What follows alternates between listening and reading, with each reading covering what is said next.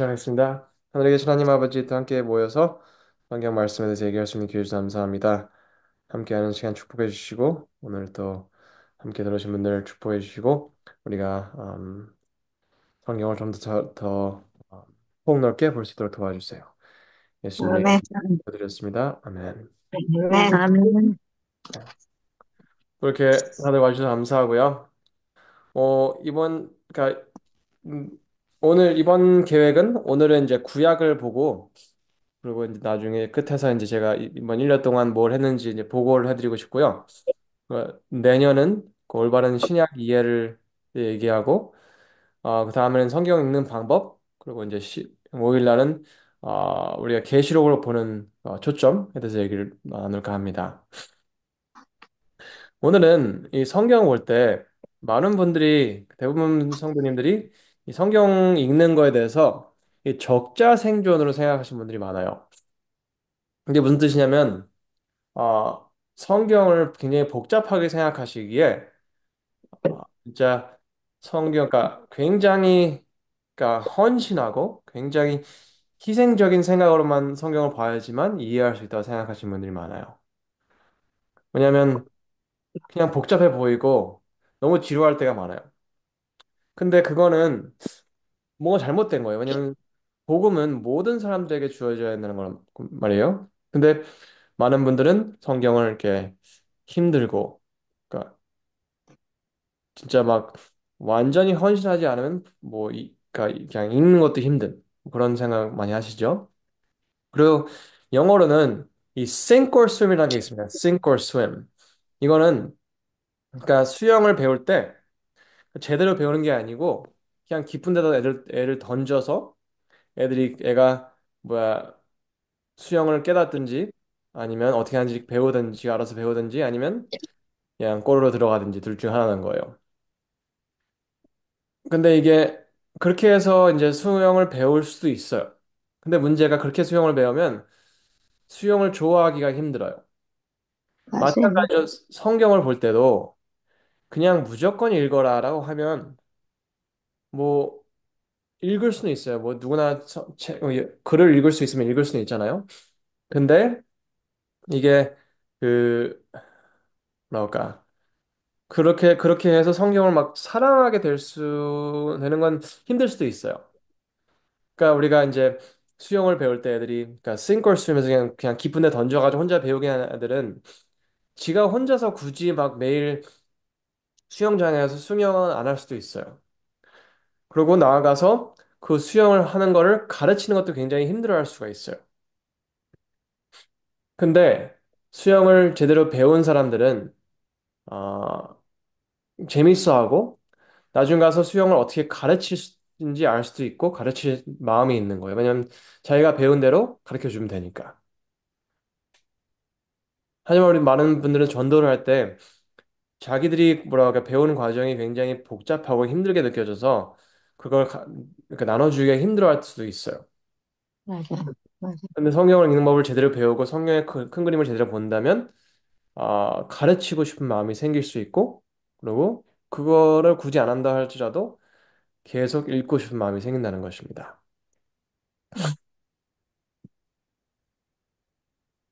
제가 근데 하지만 이렇게 제가 많은 경우 봤을 때 많은 분들은 성경을 뭐랄까 굉장히 복잡하게 생각해요. 그래서 목사님의 도움이나 주석이 없이는 이해할 수 없다고 믿는 사람이 많다는 거예요. 하지만 모든 사람을 구원하시기 원하시는 하나님이 이 하나님께서 성경을 정말로 복잡하게 만드셨을까 이것입니다. 왜냐하면 성경은 성경을 통해서 하나님 알게 하기 위해서 주신 책이잖아요. 근데 그거를 복잡하게 만드셨다면 이해하기 힘들게 만드셨고 그거를 이해하는 과정을 적자생존으로 만드셨다면 진짜 모든 사람의 구원을 나누고 싶어 하시는 분인가? 이걸 생각해 봐야 한다는 것이죠. 그럼 제가 그저께 얼마 전에 이제 제가 수학적으로 계산을 해봤는데요. 참 신기한 걸 깨달았어요. 우리가 만약 교회에서 우리가 지금 뭐 저희 교회가 28개잖아요. 28개를 하나씩 하나씩 설명하는데 교리 하나에 30개의 구절을 사용한다고 생각해 보면 900개 정도 그러니까 구절들을 써요. 900개. 근데 이게 많이 많은 것처럼 느껴질 수 있어요. 그렇죠? 하지만 성경 전체는 31,102개의 구절로 이루어져 있습니다. 그러면 교리 중심의 성경 공부가 성경의 5% 정도밖에 다루지 못한다는 거예요. 보세요, 이게 교리를 가르치기 위해 사용하는 구절들은 2.8%예요. 그리고 교리에 사용하지 않는 성경 부분이 97%라는 거예요. 우리는 교회에서 교리 중심으로 많은 걸 볼 때가 많은데 아무리 우리가 교리를 열심히 본다고 해도 1.3%도 안 되는 거예요. 성경 보는 게. 굉장히 그럼 그렇게 하면서 성경 중심이라고 할 수 있는 건 말이 안 되는 거죠. 많은 사람들은 자신이 믿는 것이 충분하다길 바라요. 그러나 우리가 우리의 믿음의 중심이라고 말하는 성경의 5%조차도 이해하지 못한다는 것은 분명히 잘못된 것입니다. 이것은 개인의 잘못이라기보다는 우리가 살고 있는 환경과 방식의 문제가 있음을 보여줍니다. 대부분의 사람들은 성경 전체를 단순하고 폭넓게 이해할 수 있는 방법을 배우지 못한 채 살아가고 있습니다. 더 나아가서 성경을 모르는 것이 당연하다고 여기는 분위기 속에서 그것을 문제라고 느끼지 못한다는 것이 현실인 것입니다. 네. 우리는 성경을 믿는다고 하지만 성경의 3%도 안 되는 부분을 볼 때가 많다는 것입니다. 근데 이것은 우리가 성경을 잘못 보기 때문이에요. 우리는 음, 성경을 읽을 때 율법, 모세오경 첫 번째 부분을 행동 중심으로 봅니다. 행동 중심, 순종. 율법이 우리에게 순종을 요구하고 어떻게 살아가야 하는지 얘기해주는 책으로 봅니다. 그래서 우리는 율법을 거북하고 부담스럽게 느껴집니다. 율법을 지키는 것이 지루하다고 여기지기 때문에 많은 사람들은 율법을 어떻게 순종해야 되는지 그리고 순종이 왜 필요한지 명확한 이해를 못합니다. 율법이 단순히 규칙의 주팝으로 보이면서 그 깊은 의미나 목적을 깨닫지 못한 채 외적인 행동에만 초점을 맞추기도 합니다. 이러한 관점은 율법을 부담스러운 의무로 만들며 결국 많은 사람들에게 혼란과 거리감을 유발합니다. 근데 여기서 이제 문제가 끝나는 것이 아니고 우리가 율법을 모세오경을 순종 중심으로 보게 되면 우리는 역사책, 여호수아에서 에스더를 읽을 때 우리는 성경의 역사책에 나오는 사람들과 인물들을 그들의 행동과 순종 여부로 평가합니다. 그들의 믿음과 의를 율법에 얼마나 잘 순종했는지 판단하며 역사책을 하나의 연관된 이야기로 보지 못하고 복잡하고 이해하기 어려운 이야기들의 모음으로 여깁니다. 그렇기 때문에 우리는 순종을 잘하는 사람들은 우리의 뭐랄까 우리가 따라야 되는 것처럼 얘기를 하고 제대로 순종하지 않은 것처럼 보이는 사람들은 정죄를 하게 됩니다. 근데 문제가 성경에서 사실 완벽하게 순종만 하는 사람을 보기가 힘들어요. 그렇기 때문에 사실 우리 역사책도 제대로 이해를 못 합니다. 왜냐하면 다윗 같은 사람을 어느 정도 그러니까 좀 따라하고 싶다가 갑자기 그 밧세바에게 한 죄 때문에 그를 죄인으로 단정을 져버립니다. 네. 그래서 우리는 어, 역사책을 제대로 이해하지 못하고 그냥 이야기들, 좀 복잡해 보이는 이야기들, 뭐 배울 것도 있을 수 있고 뭐 아닌 것도 있는 것처럼 이렇게 보고 이해를 못해요. 그러고 나서 우리는 지혜책을 보게 됩니다. 지혜책은 지혜책을 읽으면서 어, 일관된 기별을 찾지 못하고 혼란스러워합니다. 욥기는 복잡하고 이해하기 어려워 보이며 시편은 감동적이지만 때로는 오늘날 교회에서 하면 안 될 것 같은 말과 표현들이 등장합니다. 여러분 우리가 시편을 우리가 쭉 읽다 보면 진짜 오늘날 교회에서는 절대 하면 안 될 말들이 나와요. 막 어, 나의 원수들의 아이들을 뭐 머리를 깨달라. 그리고 막 다 죽여달라 그런 말들이 나와요. 그러기 때문에 낯설게 느껴질 수도 있어요. 예. 그리고 잠언의 조언들은 실용적이고 유익하게 느껴지지만 전도서의 솔로몬은 지나치게 극단적이고 회의적으로 보일 수가 있습니다. 왜 이렇게 그렇게 모든 게 예, 허망한 것처럼 얘기를 하냐 이것입니다. 이러한 요소들 때문에 우리는 지혜서를 하나로 연결된 메시지가 아니라 모순된 이야기로 받아들이기가 쉽습니다. 결과적으로 우리는 지혜서에서 깊은 통찰을 놓치게 됩니다. 시편 좋아하지만 잠언도 좋아하고 하지만 이 솔로몬의 그 전도서는 너무 극단적으로 보이게 우리가 좀 긍정적인 마음으로 그거를 보지 못합니다. 그래서 우리는 솔로몬이 틀리길 바랍니다. 솔로몬이 말하는 것처럼 모든 게 허망하지 않기를 바라면서 우리는 우리 자신과 우리 자녀들에게 어, 진짜 하늘의 것이 아니라 세상의 것을 모으기 위해서 그것도 잘 먹고 잘 살기 위해서 살아가길 바라고 있습니다. 그러기에 구약의 선지자서 가서는 우리는 완전히 이게 네, 드러놓습니다. 이해하기가 너무 힘들어요. 하나님께서 불순종에 대해 강력하게 반항하시는 모습이 과하게 보일 때가 많다는 것입니다. 하나님의 사랑과 은혜가 어떻게 여기서 연관되는지 이해가 안 돼요. 그리고 멸망과 심판에 관한 예언들은 하나님의 공의가 지나치게 엄격한 것으로 느껴질 수 있습니다. 선지자서의 상징과 비유도 현대 독자들에게 낯설어 쉽게 공감하지 못할 수가 많습니다. 우리는 이 선지자를 잘못 이해하기에 성경이 복잡해 보이게 때가 많습니다. 우리는 주로 이렇게 성경을 봐요. 모세오경 율법은 순종 행동 위주로 봅니다. 그리고 그걸 보기 때문에 우리는 역사책에서 인물들은 왜 저런 선택을 했을까라는 의심을 갖고 하나님께서 우리에게 배우기 원하시는 그 교훈을 놓치게 됩니다. 그리고 지혜서에서는 좋은 말씀이라 생각하지만 굳이 그렇게까지 해야 되나라는 의심을 갖게 되는 것입니다. 그리고 선지자서에는 받아들이기 힘든 기별로 느낍니다. 하나님께서 너무 강하게 나오시는 게 아닌가. 그러니까 이런 걸 봤을 때 굉장히 복잡해요.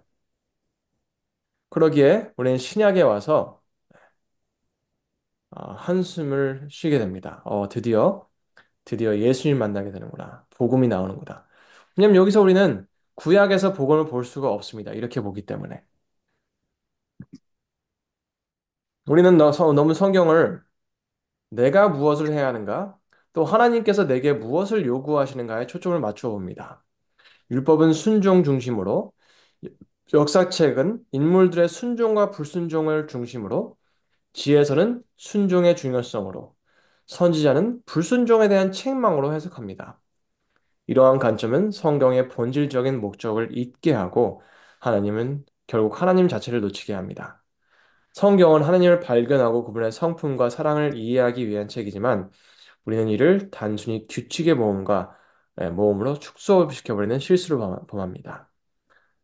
하지만 신약에서 예수님께서 가끔 이상한 말씀을 하십니다. 그 중에 가장 이상한 것 중 하나가 누가복음 10장에 나오는 말씀입니다. 어떤 율법 교사가 일어나 예수를 시험하여 이르되 예수님, 내가 무엇을 해야 영생을 얻으리이까? 네, 영생에 대한 질문입니다. 구원에 대한 질문이에요. 근데 예수님께서는 여기서 이렇게 대답하십니다. 율법에 무엇이라 기록되었으며 내가 내가 어떻게 어떻게 얻느냐. 여러분, 예수님은 오늘날 많은 사람들이 가르치는 것과 굉장히 비교되는 답을 주십니다.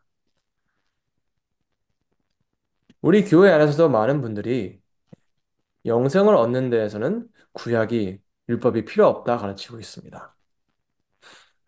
하지만 예수님의 말씀은 영생과 율법은 굉장히 밀접하게 관계가 있다는 것입니다. 그러면 우리가 영생을 얻으려면 율법에 무엇이 기록되어 있고 우리가 어떻게 읽느냐에 어떻게 있다는 것입니다. 여러분들은 율법에 무엇이라 기록되어 있는지 아시며 어떻게 읽는지 아십니까? 아직 모르죠. 율법은 많은 분들이 잘못 알고 계십니다. 율법은 약속입니다. 약속. 율법의 시작점은 율법의 모세오경 전체의 율법은 10계명이 아니고 모세오경 전체입니다. 그건 나중에 좀 나중에 설명드릴 텐데요. 모세오경 전체가 율법입니다. 그래서 율법의 시작은 아담에게 주신 약속으로 시작이 됩니다. 여기서 하나님께서 내가 너로 여자와 원수가 되게 하고 내 후손도 여자의 후손과 원수가 되게 하리니 여자의 후손은 내 머리를 상하게 할 것이요 너는 그의 발꿈치를 상하게 할 것이라 하시고 여기서 하나님은 그 율법을 통해서 주신 첫 번째 약속은 너네들이 알아서 하라가 아니고 내가 해주겠다 이것입니다. 내가. 그리고 노아에게 주신 약속도 내가 너와 언약을 세우리니 다시는 모든 생물을 홍수로 멸하지 아니할 것이라 땅을 멸할 홍수가 다시 있지 아니하리라. 네, 다시 내가라는 것입니다. 그리고 아브라함에 주신 약속도 내가 너로 큰 민족을 이루고 내게 축복을 주어 내 이름을 창대케 하리니 이는 너는 축복이 될지니라. 네, 다시 내가입니다. 내가. 하나님께서 해주시겠다는 것입니다. 그리고 모세에게 성소를 지으러 하셨을 때 내가 그들 중에 거할 성소를 그들이 나를 위하여 짓되 성소는 너희들이 나에게 이렇게 해라가 아니라 내가 너희들과 함께하기 위해서 성소를 지으려 하신 것입니다. 네. 모세오경 전체가 율법인데 모세오경의 핵심은 약속들입니다. 약속들. 네. 율법은 하나님의 요구가 아닌 약속입니다. 모세오경에 나오는 율법은 인류에게 주신 하나님의 약속이지 단순한 요구사항이 아닙니다. 그러나 율법을 요구사항으로 바라보면 성경을 인간의 순종 중심으로 해석하게 됩니다. 이 관점에서는 율법을 지키지 못한 실패에 초점이 맞춰져 성경이 부담스러운 의무로 느껴질 수밖에 없습니다. 반대로 율법을 하나님의 약속으로 이해를 한다면 성경은 하나님의 신실하심과 사랑을 중심으로 보게 됩니다. 이 접근은 인간의 노력보다 하나님의 은혜에 초점을 맞추며 율법을 통해 하나님의 구원의 계획과 변치 않는 사랑으로 발견하게 됩니다. 아멘. 율법은 하나님의 약속들입니다. 죄가 세상에 들어온 후 하나님은 아담에게 구원의 약속을 주셨고 아브라함에게 이를 되풀이하셨으며 모세를 통해 성소를 주심으로 구원의 계획을 구체적으로 나타내셨습니다. 모세 오경은 인간의 힘으로 아무것도 할 수 없는 인간을 위해 인류를 위해 하나님께서 모든 책임을 지고 그들을 구원하시겠다는 약속을 법으로 제정하신 것입니다. 이 약속은 단순한 규칙이 아니라 하나님의 신실하심과 은혜를 보여주는 증거이며 죄로 잊어버린 관계를 회복하시려는 하나님의 구속의 계획을 담고 있습니다. 네. 여러분, 약속을 모르면 무엇을 믿고 있는지 알 수 없으며 믿음은 하나님의 약속 위에 세워져야 하며 약속을 모르면 하나님의 신실하심을 이해할 수 없으니 하나님의 신실하심을 약속을 이루시는 데 있기 때문입니다. 따라서 모세 어경이 지루하게 느껴진다면 성경을 이해하지 못하는 것도 당연한데 모세 어경은 성경의 기초이자 구원의 계획의 시작이며 성경을 제대로 이해하려면 모세 어경의 약속들을 이야기처럼 이해해야 합니다. 약속을 이야기로 이해할 때 성경 전체의 흐름과 하나님의 신실하심이 비로소 보입니다. 그리고 구약의 이제 우리가 모세오경을 약속으로 이해한다면 우리는 구약의 역사책이 두 가지로 보여줍니다. 첫 번째, 하나님은 모세오경의 약속에 신실하시며 단 한 번도 자신의 약속을 어기신 적이 없다는 것입니다. 우리는 그것을 역사책으로 꼭 봐야 합니다. 그리고 둘째는 인류는 끊임없이 순종을 완성하지 못합니다. 그러나 사람들은 자신의 불순종으로 인한 결과를 경험하면서 하나님의 신실하심을 깨닫고 율법의 중요성을 이해하게 된다는 것입니다. 그들은 율법의 핵심이 단순한 순종이 아니라 하나님의 신실하심에 있다는 사실을 알게 되었습니다. 이는 구약의 역사서가 우리에게 하나님의 약속과 사랑의 본질을 깨닫게 하는 중요한 교훈입니다. 여러분, 구약 역사서는 복잡하게 보이는 인간들의 실패와 성공에 다른 이야기가 아닙니다. 그것은 약속을 지키시는 하나님의 신실하심에 대한 단 하나의 이야기입니다. 모세오경의 약속을 알고 역사를 보는 사람은 그 안에서 하나님의 신실하심을 발견할 것입니다. 그러나 모세오경의 약속을 보지 못한 사람은 구약의 인물들을 자신의 기준으로 정죄하거나 그들의 잘못을 무시한 채 성인으로 이상화하려고 할 것입니다. 이는 구약 역사를 하나님의 이야기로 보지 않고 인간 중심으로 왜곡된 관점에서 바라보는 결과를 낳는 것입니다. 그리고 이제 나아가서 모세오경을 하나님의 신실하심의 원천으로 생각한다면 우리는 지혜서를 다르게 보게 될 것입니다. 그리고 두 가지를 보게 될 건데요. 첫째는 인류는 하나님의 약속을 믿기보다는 자신의 지혜를 의지하며 살아가지만 그 결과는 항상 아픔과 죽음으로 이어진다는 것입니다. 얼마나 한탄스러운 일인가요? 둘째는 하나님은 신실하시다는 것입니다.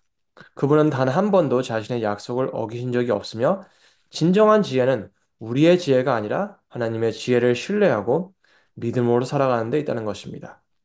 우리의 희망과 확신은 하나님께 있습니다. 이것이 바로 하나님을 찬양하는 이유며 지혜책이 전하는 궁극적인 메시지입니다. 지혜책은 이렇게 말합니다. 하나님의 약속을 아는 것이 지혜의 첫걸음이다. 약속을 알아야 믿어볼 수 있지 않은가요? 지혜서를 이해하려면 먼저 모세오경에 담긴 하나님의 약속을 아는 것이 필수적입니다. 모세오경은 하나님의 신실하심과 구원의 계획의 기초를 보여주며 이 약속을 통해 지혜서의 메시지를 비로소 명확하게 볼 수 있습니다. 지혜서의 핵심은 우리의 지혜가 아니라 하나님의 약속과 지혜를 믿고 따르는 데 있으며 그 시작은 약속을 이해하기로 이해하는 것입니다. 하나님의 약속을 알 때 참된 지혜와 믿음의 길이 열리는 것입니다. 지혜책은 역사를 통해 경험한 하나님의 약속을 잊고 살아가다가 죄의 결과를 마주하며 느낀 감정과 그 속에서 율법에 담긴 약속을 다시 믿어버리는 마음 깊은 울부짖음을 담고 있습니다. 역사책은 무슨 일이 일어난지를 기록하지만 지혜책은 그 경험 속에서 느낀 인간적인 감정을 보여줍니다. 이를 통해 역사책에 생생한 인간미가 더해집니다. 이러한 연결을 이해할 때 우리는 죄에 대한 허탈감과 회복에 대한 깊은 소망이 마음속에서 울려 퍼지는 진정한 경험을 하게 됩니다. 이것이 지혜책의 본질입니다. 우리는 역사책을 우리가 모세오경을 잘못 이해하기에 역사책을 인간 중심으로 보기에 지혜책을 이해를 하지 못하게 됩니다.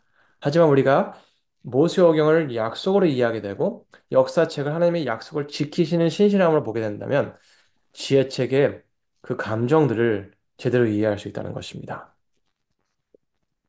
선지자서는 구약의 마지막 부분이죠. 복잡하게 보이는데 복잡한 게 아니에요. 굉장히 단순한 책입니다.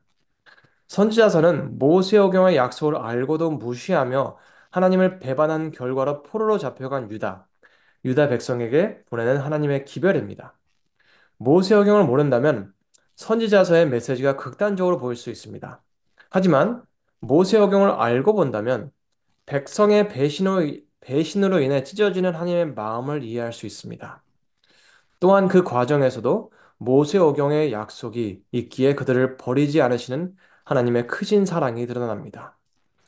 선지자들의 기별은 모세오경이 없이는 이해할 수 없으며 모세오경을 알 때 선지자서가 비로소 보이기 시작합니다. 모세오경은 하나님의 약속을 보여주며 역사책은 그 약속을 신실하게 지키시는 하나님의 기록이며 지혜책은 그 과정을 경험한 인간들의 감정적인 반응을 담고 있습니다. 이 모든 이야기를 완성시키는 것이 바로 선지자서입니다. 모세오경을 통해 약속을 알게 되고 역사책으로 약속을 지키시는 하나님의 모습을 보며 지혜책을 통해 인류의 반응을 살펴볼 수 있습니다. 하지만 이 과정 속에서 하나님의 마음과 감정을 알 수 없습니다. 선지자서가 있기에 구약의 이야기로는 비로소 완성됩니다. 선지자서에서 우리는 하나님의 법적인 책임을 넘어 마음 깊이 인류를 사랑하시는 하나님의 자세를 볼 수 있습니다. 이것이 바로 구약의 진정한 복음입니다. 구약 전체는 약속과 신실함, 그리고 사랑의 메시지가 가득 차 있습니다.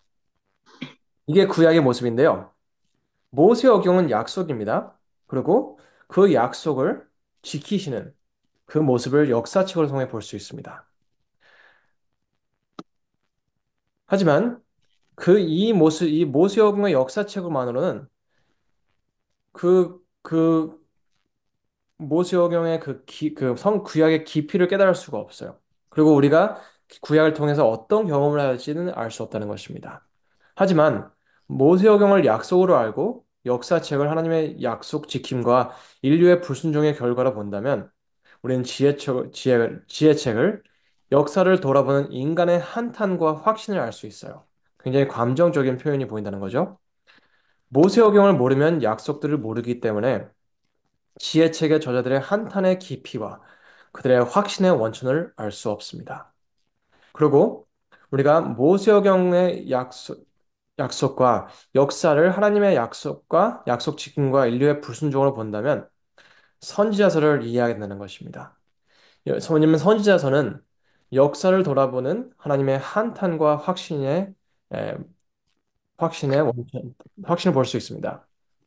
하나님의 감정적인 표현이라는 거죠. 하지만 모세오경을 모르면 약속을 모르기에 하나님의 단호하심과 반복되는 약속의 아름다움을 깨달을 수 없습니다. 우리가 이렇게 전체적으로 이렇게 복합적으로 구약을 봐야지 이 예수님을 이해할 수 있다는 것입니다. 예수님은 하나님의 사랑, 하나님의 감정과 인간의 갈급함, 지혜를 채워주기 위해 모세오경의 모든 약속을 이행하러 오셨다는 것입니다. 그럼 모세오경은 약속입니다. 그래서 오늘은 여기까지 하고요. 내일 제가 모세오경을 제대로 이해했을 때 신약이 어떻게 이해되는지 제가 보여드리겠습니다. 그리고 왜냐면 지금부터는 제가 이번 2024년 동안 어, 어떻게 하나님께서 역사하셨는지 나눠볼까 합니다. 첫 번째, 성경 통독 비디오들을 제가 하나님의 은혜로 완성을 했습니다.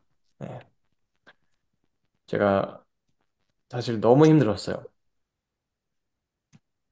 셋째도 생긴 거 생각했지만 저는 이사하는 걸 생각 못 해가지고 그러니까 많이 후회를 했어요. 제가 내년에 할 걸. 근데 저는 너무 재밌게 했고 그리고 또 많은 분들이 계속 꾸준히 봐주셨고 또 영어권, 한국권 둘 다 잘 봐주셨고 너무 감사했고요. 그래서 성공적으로 제가 끝냈습니다. 그래서 이것도 제가 이번에 책을 7권을 썼습니다. 6권이죠, 6권. 영어로 썼는 거고 지금부터 다시 이제 성경을 이제 제 책들을 한국말로 이제 번역하기 시작했습니다. 그래서 언제 끝날지 모르겠지만 한국말로 번역이 끝나면 제가 알려드리겠습니다. 그리고 이번에는 제가 하나님의 은혜로 이렇게 여기저기 이렇게 많이 다니면서 이렇게 교회들이 아니라 학교들에서 이제 가르치게 됐습니다. 어, 제가 아마 7월 달인가? 8월 달인가? 캔사스와 그 아이오와주 지역 주립대학들 이제 캠퍼스 선교 학생 단체들 지도자들 대상으로 성경의 큰 그림과 성경 읽는 방법들을 가르쳐 줬었습니다. 그리고 9월 달에는 프린스턴 대학에서 동부 지역 주립대학들 캠퍼스 선교 단체들 지도자들에게 제가 성경 읽는 방법들을 가르쳤고요. 그리고 얼마 전에는 그 아이오와 주립대학 학생들이 한 20명 넘는 학생들이 성경의 주기율표 책을 가지고 2개월 동안 연구를 했고, 마지막 날은 3시간 넘게 어, 계속 이걸 가지고 공부를 했다 하더라고요. 재밌는 이야기가, 음, 그, 이제, 여기 이제 이거를 이제 인도하는 이제 학생이 그 성경의 주기율표 책을 너무 좋아해가지고, 이제 학생들한테 이제 가르쳐 주고 싶은데, 요즘 애들이 이제 책을 잘 안 읽잖아요. 그래서 계속 읽으라고 해도 안 읽었다는 거예요. 그래서 이제 만났을 때 같이 읽자. 그래가지고 만나서 한 문장씩 읽으면서 돌아가는데 애들이 너무 지루해했다는 거예요. 그래서 몇 주 하다 보니까 애들이 도저히 못하겠다고 하지 말자고 애들이 이제 막 뭐라고 했다 하더라고요. 그래서 안 되겠다. 그래서 애들한테 각자 한 장씩 읽어와라. 그래서 한 장씩 읽어와서 가르쳐라. 그랬더니 애들이 그 한 장씩 읽어와서 가르치는데 너무 재밌어하고 너무 막 신기하게 생각해가지고 한 4시간까지 갔다 하더라고요. 그래서 3시간 하고 이제 너무 늦어가지고 빌딩에서 이제 만나는 그 건물에서 쫓겨났대요. 너무 오래 있어가지고. 그래서 이제 그래서 그만둘까 아니면 계속 할까 그래가지고 계속 하자고 그래가지고 다른 건물로 가가지고 1시간 좀 더 했다 하더라고요. 한 4시간 얘기를 했다 하더라고요. 그리고 이제 그 경험을 바탕으로 이제 미국 전역에 우리 안식일 교회 학생들을 위한 단체, 그 Adventist Christian Fellowship이라는 단체들인데 그 단체들의 책임자들과 성경의 주기율표에 대해서 나눴었습니다. 그리고 그것보다 이제 가장 어떻게 보면 중요한 거죠. 제가 이제 이 일을 같이 할 수 있는 동역자들을 찾았습니다. 네. 에스더 킴이라는 박사학위 학생과 그리고 이제 그 민성준이라는 여기 올랜도 교회 청년 목사 그리고 이제 저랑 함께 일하는 그 벤저민 해슬리라는 이제 미국인데 함께 이제 일을 하게 됐고요. 이제 에스터 같은 경우는 그 주립대학을 다니기 때문에 굉장히 많은 커넥션들이 있어서 이제 제가 뭐 프린스턴이나 그리고 그 캔자스 스테이트 유니버시티 갔을 때 에스터이 이렇게 주선해줘서 한 거고요. 그래서 너무 많은 이렇게 것들을 하게 됐고 그리고 또 이제 에스터이 제가 목회를 하기에 이제 제가 초청을 받아도 못 갈 때 에스터이 저 대신해서 가주기로 했고 그리고 굉장히 열심히 가르치고 되게 잘 가르쳐요. 그리고 이제 아, 벤저민 해슬리는 이제 뭐랄까 그 함께 함께 이제 가르치는 걸 할 거고 나중 가서 이제 민선준 목사님도 같이 할 계획입니다. 네, 오늘까지는 여기까지입니다. 뭐